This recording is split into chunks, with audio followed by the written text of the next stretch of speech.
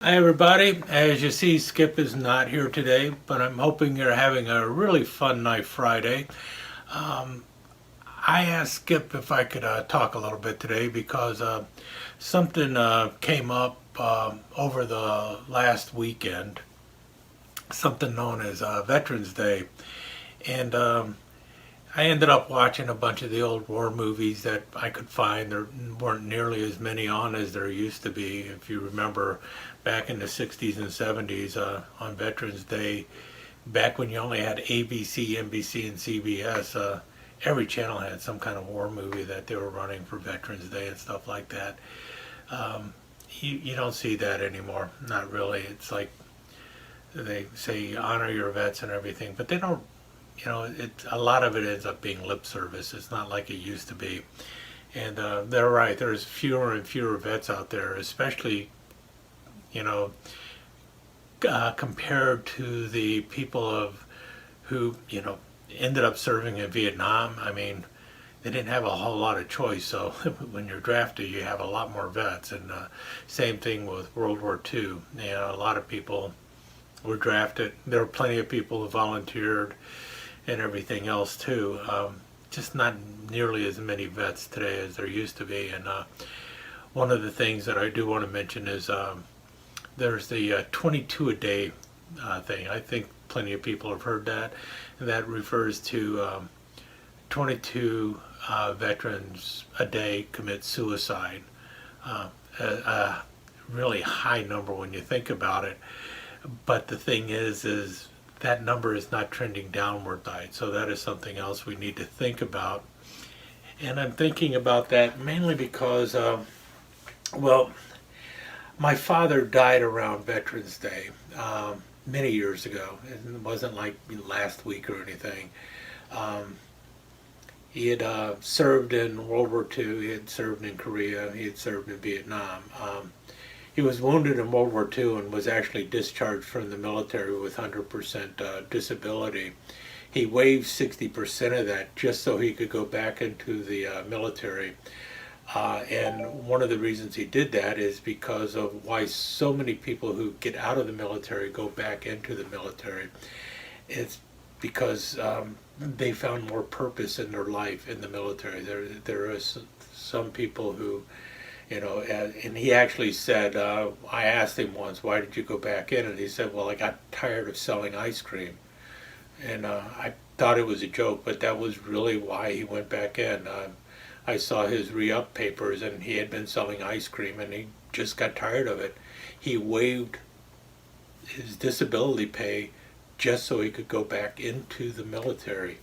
And after he got out of the military, 20 some odd years later, they gave him back 40% of his disability that was originally 100%.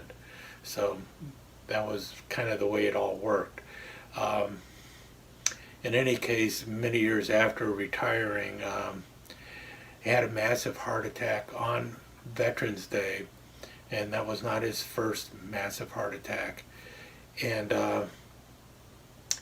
he basically died on that day, and he had a DNR in place, but he was at the VA hospital, and they ignored the DNR and brought him back to life. And so he hung around for one more day and died the very next day, much to the chagrin of all of his children, because it was like, why did you do this to him?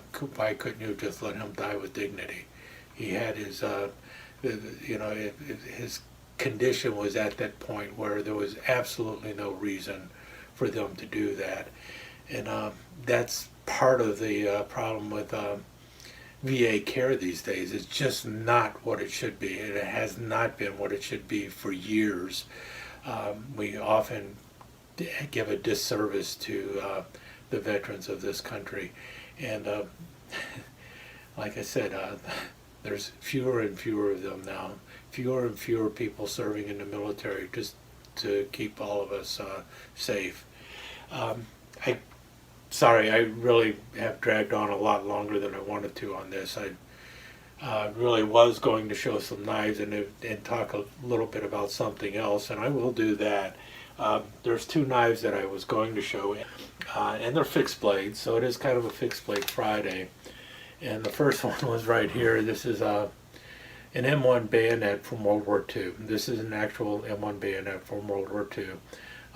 This is originally these things were 16 inches long, and then they ended up cutting them down to 10 inches. This is one that was made after the cutting down. This is the original sheath that came with it, and there's a little button here that you push that, and that releases the bayonet from the sheath so that you can pull it out. This is one that was made with a 10-inch blade to begin with, and it is known as an M1 bayonet. It's one of the few times where the U.S. military bayonet has the same number as the knife. This one is made by UFH, which was Union Fork and Hoe.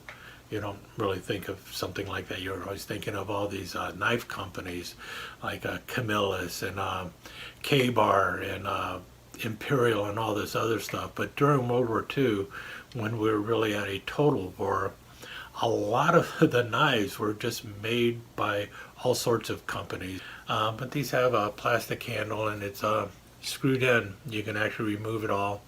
But this is the M1 bayonet from then. One of the things that I also wanted to mention, though, and that's really what I wanted to talk about, was I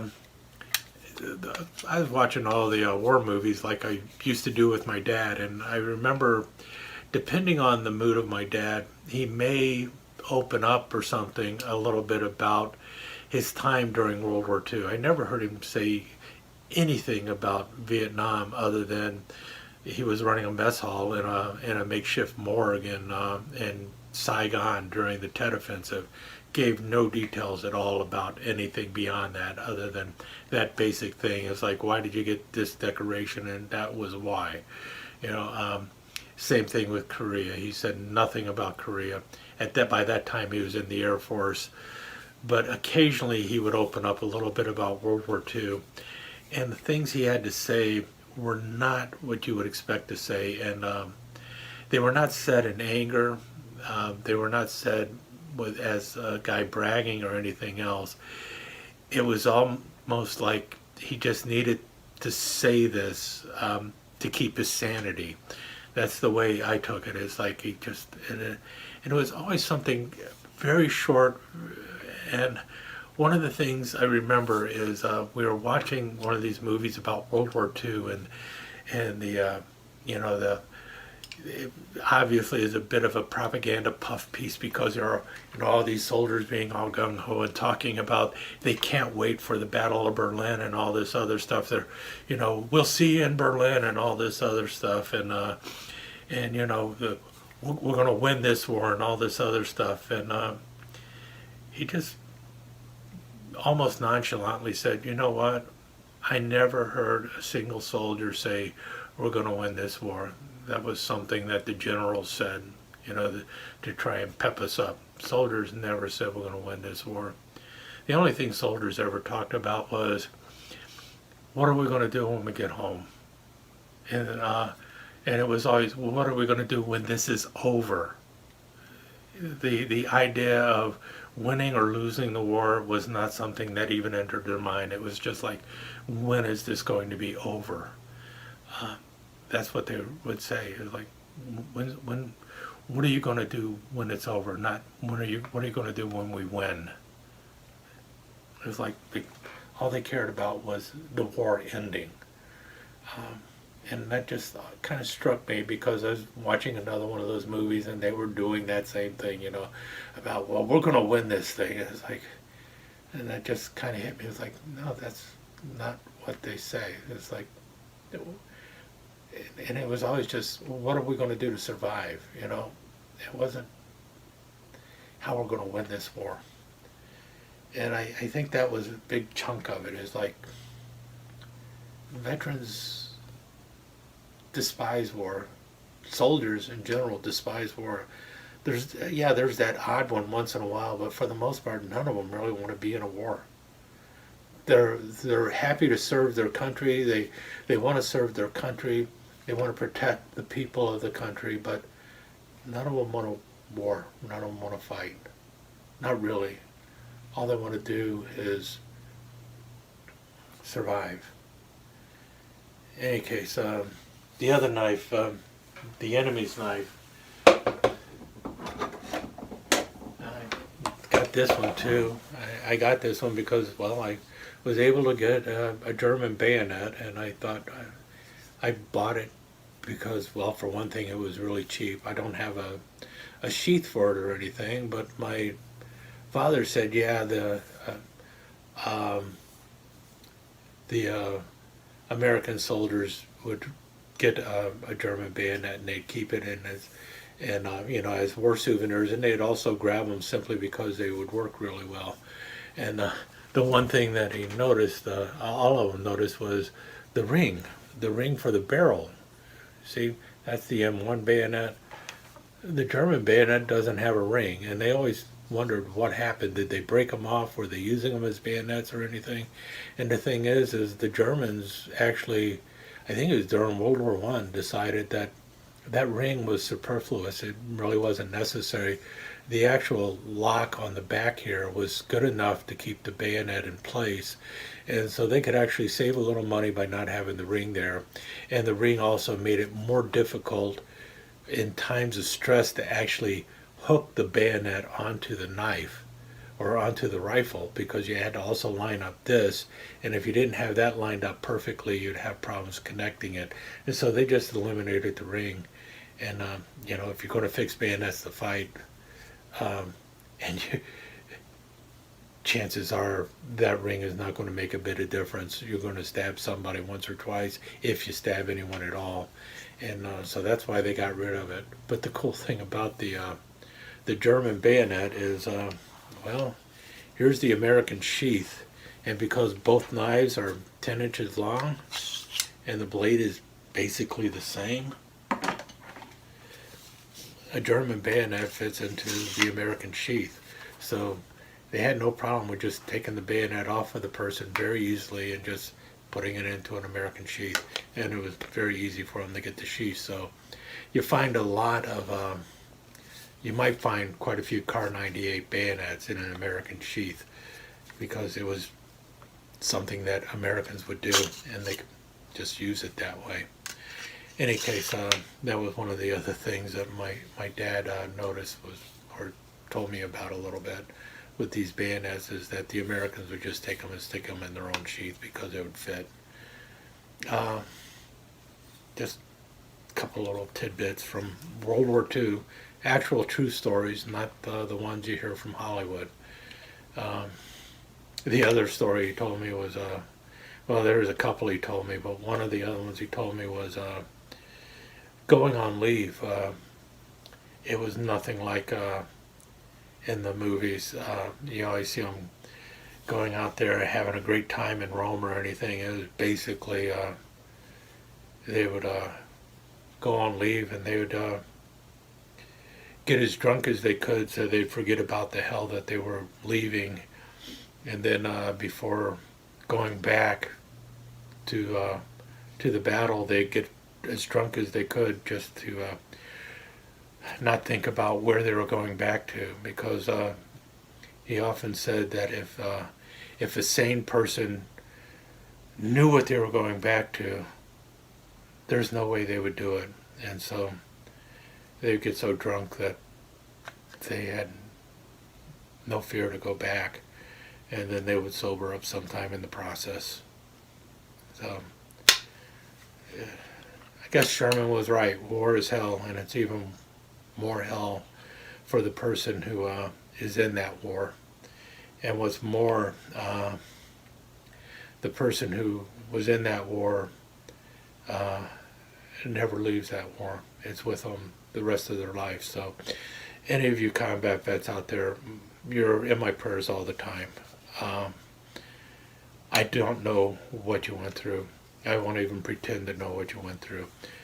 I know a little bit of what my father went through, and I know that he was plagued with nightmares till the day he died.